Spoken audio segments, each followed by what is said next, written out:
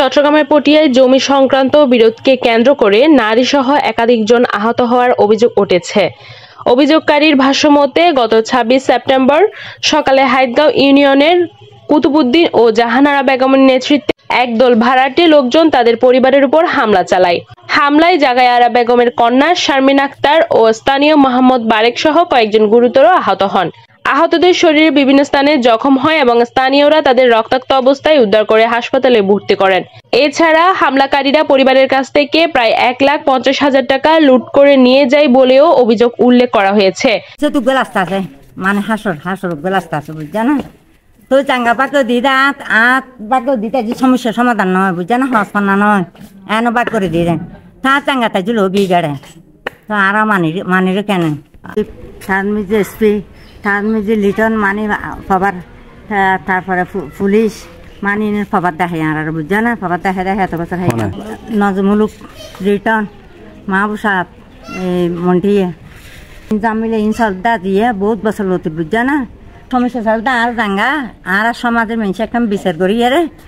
মানে আর বাক করে দিই বুঝছে না, এই পদ্ধতি কেনা তার পদ্ধতি দিয়ে দিই এন লতিল লইয়ে রে মানে 12 মিলিয়ন লইয়ে রে এন হতেন দিদি তুই লতিল লইয়ে আর একটা সিদ্ধান্ত করে দিই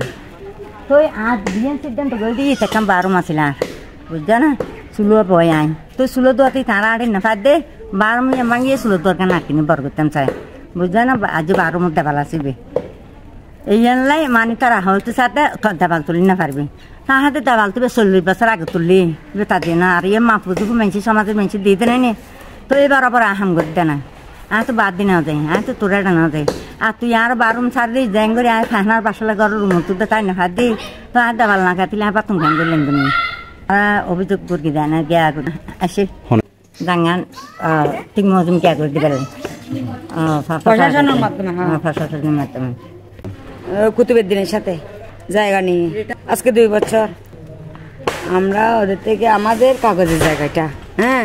ওরা আমাদের থেকে জোর করে নিয়ে যেতে চাচ্ছে, তো আমাদের জায়গায় আমরা কাজ করতেছি, ওদের কোনো সমস্যা আছে এটা আমরা প্রশাসনের মাধ্যমে বিচার চাই, আমরাও করছি ওরাও করছে হ্যাঁ, তো তারাও এখন আমাদের কোনো রায় দিতে পারে নাই বুঝছেন, তো আমরা চাই প্রশাসনের মাধ্যমে এটা সমাধান হোক। শারমিন আক্তার আমার সামনে নাম্বারে এসে হচ্ছে কুতুবুদ্দিন, এরা হচ্ছে আজ বিগত 30-40 বছর ধরে আমার শ্বশুরের জায়গা জবরদস্তি করে দখল করে খাচ্ছে।